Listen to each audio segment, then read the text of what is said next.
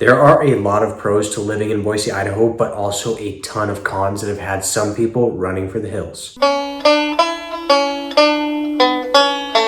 Boise has a lot of parks throughout the city that offer tons throughout the year, except they do have some seasonal residents that aren't exactly terrific, but I'll get to that. In total, there are 90 parks throughout the city, which is awesome to get out and get some fresh air. One of my favorites is the Julia Davis Park because the Boise Greenbelt runs right next to it, but it is also home to the Boise Zoo.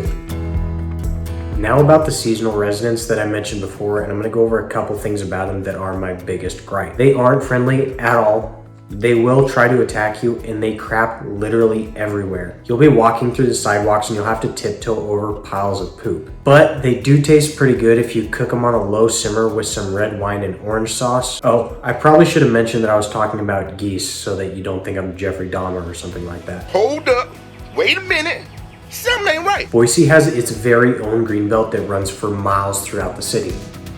To be precise, the Greenbelt is 25 miles long. I think it would take you almost the whole day to walk it if you tried. Everybody uses the Greenbelt, from college students getting to and from the university to people getting some relaxing air, and others who use it to get in some great exercise in nature.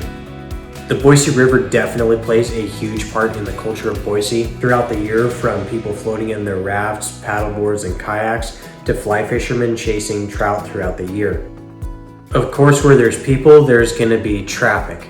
And since Boise is the biggest city in the entire state, in my opinion, this is probably going to be where the worst traffic is in the entire state. One thing that is common in Boise and not the rest of the state is going to be the prevalence of parking garages and having to pay for parking, unless you're lucky enough to find street parking somewhere, but that will ultimately have a parking meter. Now, Boise is not necessarily the only place in the valley that has parking meters, but the only places that you're really going to see it is if you're downtown in downtown Meridian or maybe downtown Nampa, but other than that, you're really not going to see any parking meters.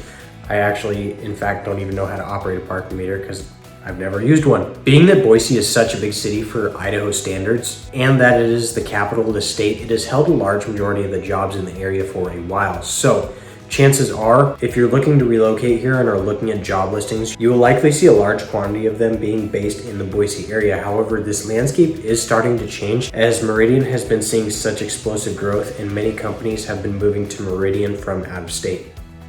As I've said before in all of my previous videos, and it definitely holds true to this day, Idaho has two seasons. We have the winter season and we have construction season.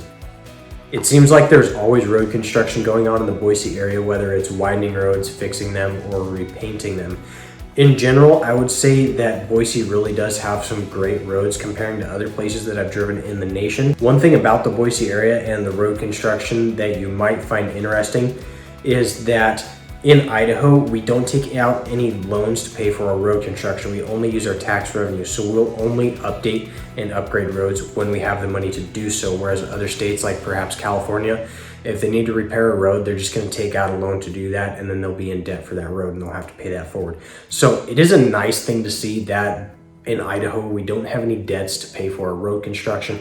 However, the cost of that is going to be a delay in the progression of our infrastructure. How safe is Boise? Well, relocating to another state is a huge undertaking, and one of the biggest parts of that is making sure that you're moving yourself, or if you're moving with a family, that you're going to be moving your family to a safe place, and you're going to be kind of surprised about Boise.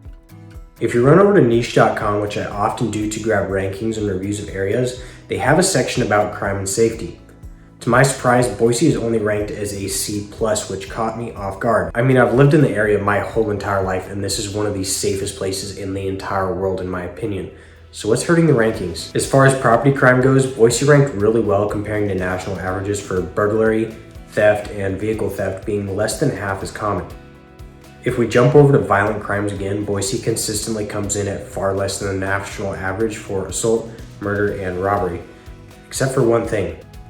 Reading this chart was actually pretty shocking to me because I haven't heard of anything this prolific happening here in the area. There could be a million different reasons for this, and simply looking at all the other sections for the data, it's kind of surprising to see that this has so much of a higher prevalence than anything else in the area. One thing could be is that crime really doesn't happen too often here. I mean, you can see from the rest of the stats, Nothing much really goes on here in the Boise area, so it's possible that maybe we have more resources to allocate toward crimes that happen like that, and so we have a higher prevalence of actually prosecuting that, recording that, all of that stuff. For instance, not that long ago, the Boise Police Department took to Facebook to ask the community for their help in locating somebody who stole a flower pot from somebody's front porch. Yes, you heard that right, a flower pot, just a small little flower pot. And they actually did get that person with the help of the community. So if they have time to actually go on Facebook and try and locate a flower pot, you can probably draw your own conclusions about how busy they are as a department. If you're looking to relocate to Boise and bring your kids with you, schools are definitely high on your priority list. Boise has a ton of options to choose from when it comes to schools. We have an assortment of public schools, private schools, and charter schools. And going back to our favorite niche.com, Boise earned an A- ratings for its schools. In addition to schooling, there is a growing homeschool community in the state, and that is supported online in multiple different places. I'm sure you've heard many say that Idaho has terrible winters with feet of snow and below zero temperatures.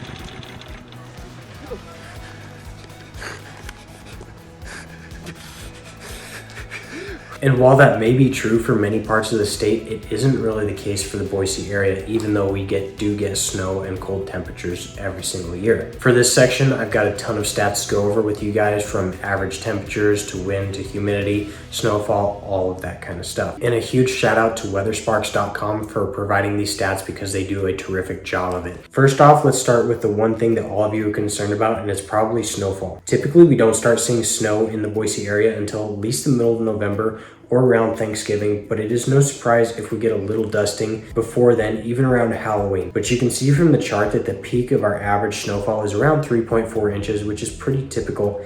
But on occasion, every several years, we get a big storm come through and can see up to 10 inches of snow on the ground, but it doesn't happen very often.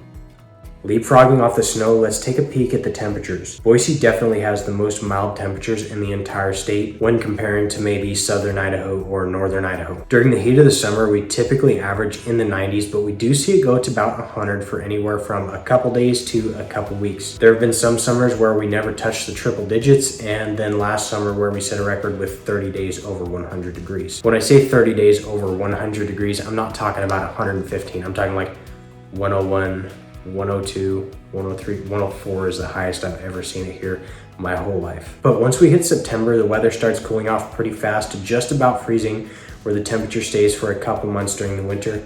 But it can get colder than that, and I've seen a couple times where we've broken into the negatives, but it usually doesn't last too long. And like I said, Boise really has mild temperatures. I've just been hunting up in the mountains for the last month, and I was waking up to -6, and then I would come down here to the Boise area and it's 60, 70 degrees.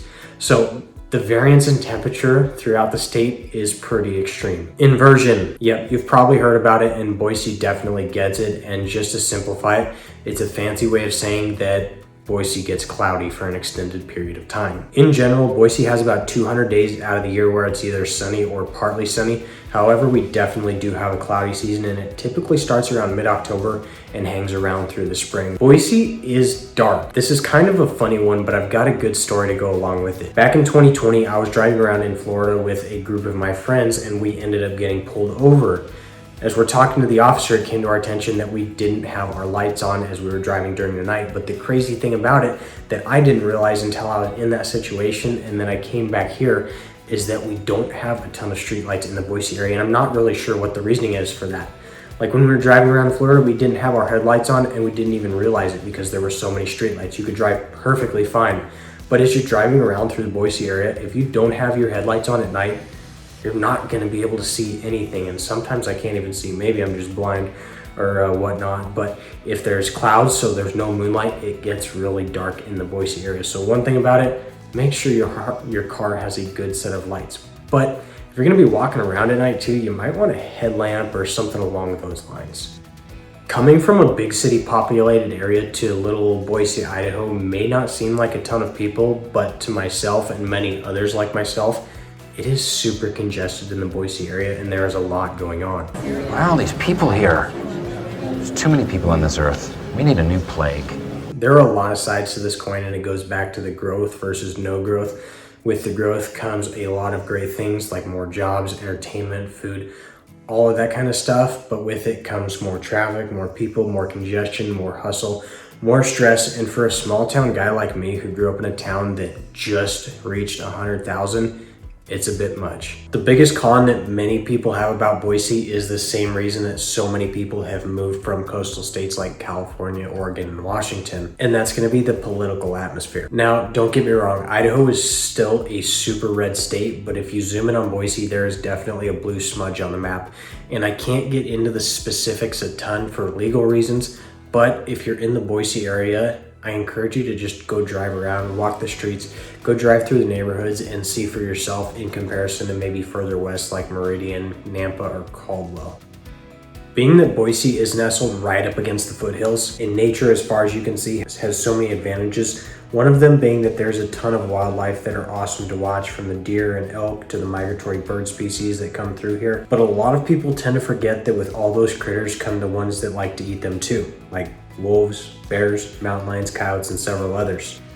It seems like every single year we have issues with people or their pets being attacked when they're hiking on trails around Boise. So just because that trail is close to your backyard doesn't mean it's a city park. And we get at least 1 or 2 instances every single year where we have either a bear or mountain lions come into town from the foothills.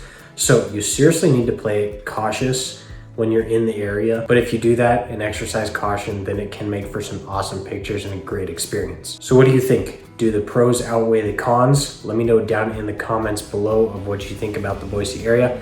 And until next time, I'm Isaac Crace with Top Idaho Real Estate, your 3rd generation Idaho Realtor.